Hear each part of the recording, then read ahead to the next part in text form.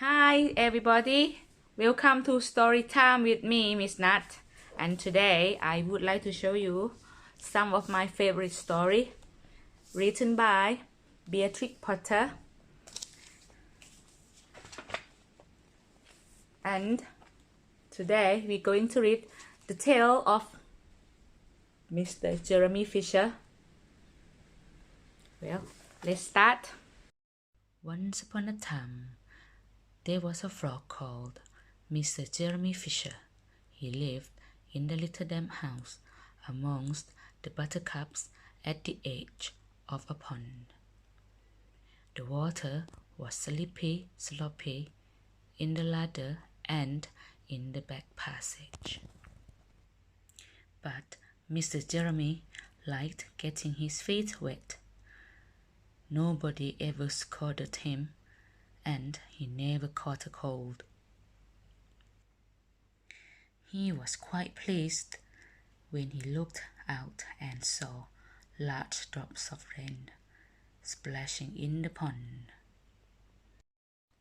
"I will get some worms and go fishing and catch a dish of minnows for my dinner," said Mr. Jeremy Fisher. "If I catch more than 5 fish, I will invite my friends, Mr. Alderman Ptolemy Tortoise and Sir Isaac Newton, the alderman. However, eat salad." Mr. Jeremy put on a mackintosh and a pair of shiny goloshes. He took his rod and basket and set off with enormous hops to the place where he kept his boat. The boat was round and green and very like the other lily leaves. It was tied to a water plant in the middle of the pond. Mr. Jeremy took a reed pole and pushed the boat out into open water. "I know a good place for minnows," said Mr. Jeremy Fisher. Mr. Jeremy stuck his pole into the mud and fastened the boat to it. Then he settled himself cross-legged and arranged his fishing tackle. He had the dearest little red float. His rod was a tough stalk of grass. His line was a fine long white horsehair.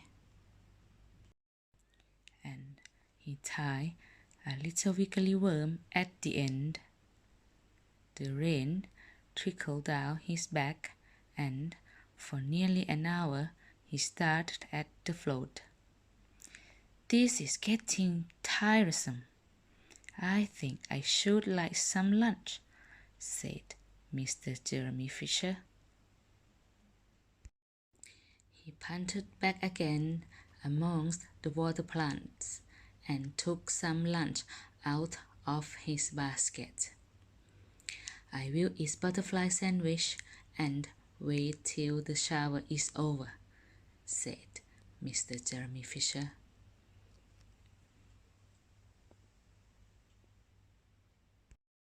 A great big water beetle came up underneath the lily leaf and twigged the toe of one of his goloshes. Mr. Jeremy crossed his legs up shorter, out of reach, and went on eating his sandwich. Once or twice something moved about with a rustle and splashed amongst the rushes at the side of the pond. "I trust that is not a rat," said Mr. Jeremy Fisher. "I think I had better get away from here."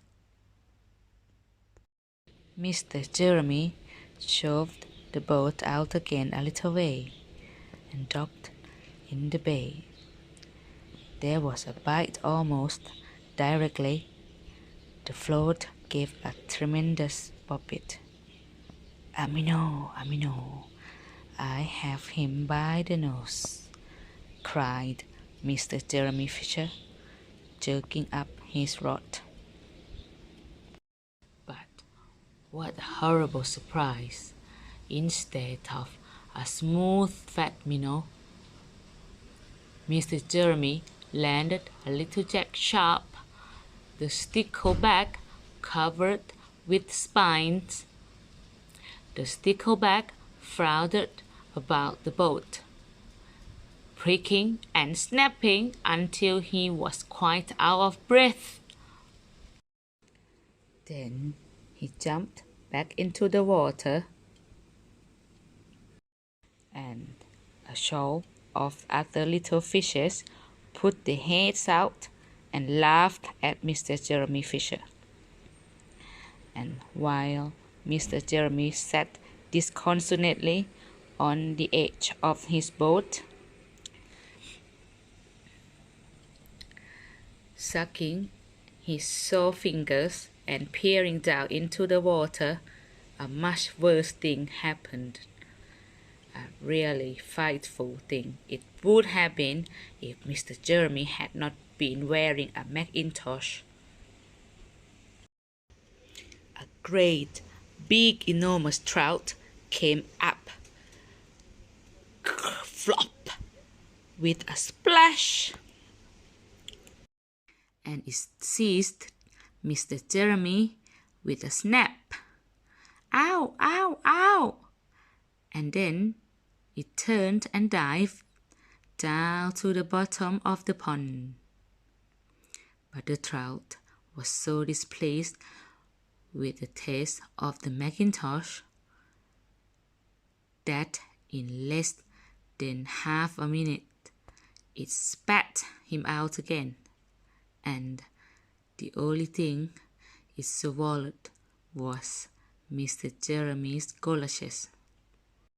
Mr. Jeremy bounced up to the surface of the water like a cork and the bubbles out of the soda water bottle, and he swam with all his might to the edge of the pond.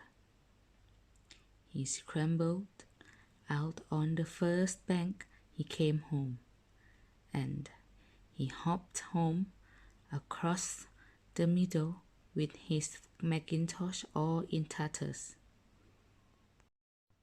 What a mercy! That was not a pike, said Mr. Jeremy Fisher. I have lost my rod and basket, but it does not much matter, for I am sure I should never have dared to go fishing again. He put some sticking plaster on his fingers, and his friends both came to dinner. He could not offer them fish, but he had something else in his larder. Sir Isaac Newton wore his black and gold waistcoat, and Mr. Alderman Ptolemy Tortoise brought a salad with him in a string bag.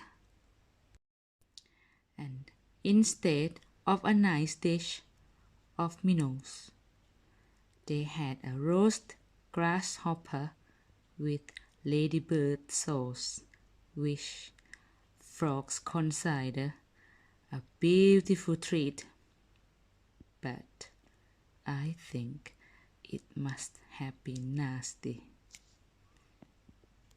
The end. I hope everyone enjoy my story, and hope you all like it. We'll see you again next time. For today, we're going to say bye bye.